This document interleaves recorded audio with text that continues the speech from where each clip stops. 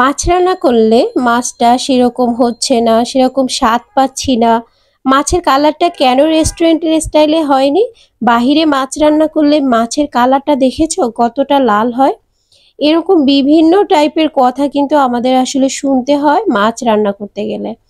তো ইদানিং দেখা যায় ঝালটা একটু খাওয়া কমিয়ে দিয়েছি, আর এজন্য কাঙ্ক্ষিত একটা কালার পাওয়ার জন্য এভাবেই মাছটা আমি রান্না করি। আর এভাবে রান্না করলে মাছের কালারটা এতটা সুন্দর হয় যেটা দেখে খাবার আগ্রহটা অনেক বেড়ে যায়। আজকে আমি তৈরি করে দেখাবো কাতলা মাছের ঝোল। আর এই কাতলা মাছের ঝোলটা কিন্তু খেতে ভালো লাগে, আর কালারটা দেখে অবশ্যই বুঝতে পারছেন এটা কতটা পারফেক্ট হয়েছে। চলে যাচ্ছি মূল পর্বে। প্রথমে এখানে ফ্রাই প্যানে আমি তেল দিয়ে দিয়েছি, আর কাতলা মাছগুলোকে সুন্দর করে ধুয়ে পরিষ্কার করে হলুদ মরিচ লবণ মাখিয়ে সামান্য করে ভেজে নিচ্ছি।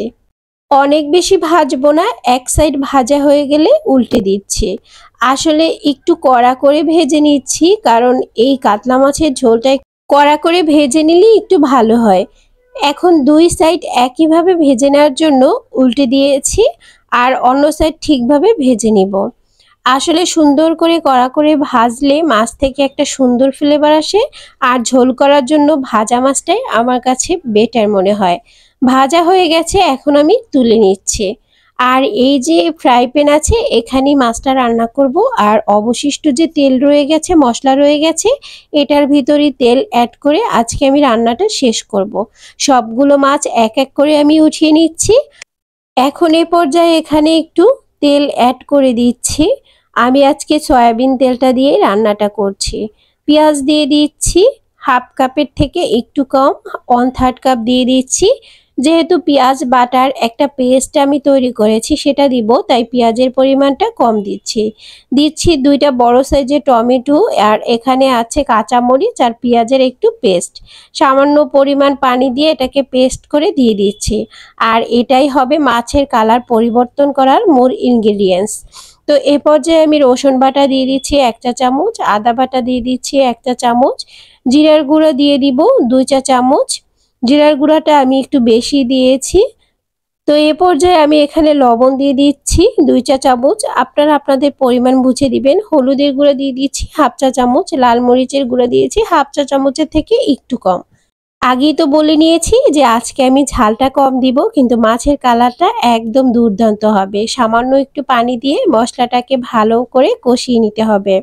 আমিও মশলাটা ভালো করে কষিয়ে নিচ্ছি, আর কষাতে কষাতে যখন এরকম একটা লুক ক্রিয়েট হবে তখন এটা থেকে আরো কষাতে হবে তেল বের হওয়ার জন্য। যখন তেল বের হয়ে যাবে তখন বুঝতে পারবেন এটা পারফেক্টলি কষানো হয়ে গেছে। আর এখন আমি ভালো করে নেড়েচেড়ে কষিয়ে নিচ্ছি, আর দেখতেই পাচ্ছেন হালকা হালকা কিন্তু তেল বের হয়ে গেছে। তার মানে মশলাটা কিন্তু এ পর্যায়ে কষানো হয়ে গেছে। এখন এ পর্যায়ে আমি পানি দিয়ে দিচ্ছি, গরম ফুটন্ত পানি দিবেন, তাহলে কিন্তু রান্নাটা একদমই তাড়াতাড়ি হয়ে যাবে, কোনো ঝামেলা ছাড়াই। আর মাছের টেস্টটাও খুবই ভালো আসবে। গরম পানি দিয়ে দিচ্ছি, দেওয়ার সাথে সাথেই কিন্তু গরম পানিটা ফুটে উঠেছে।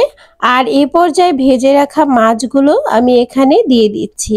আর দেখতেই পাচ্ছেন যে আমার ঝোলটা, সেটার কালারটা কিন্তু খুবই সুন্দর হয়েছে।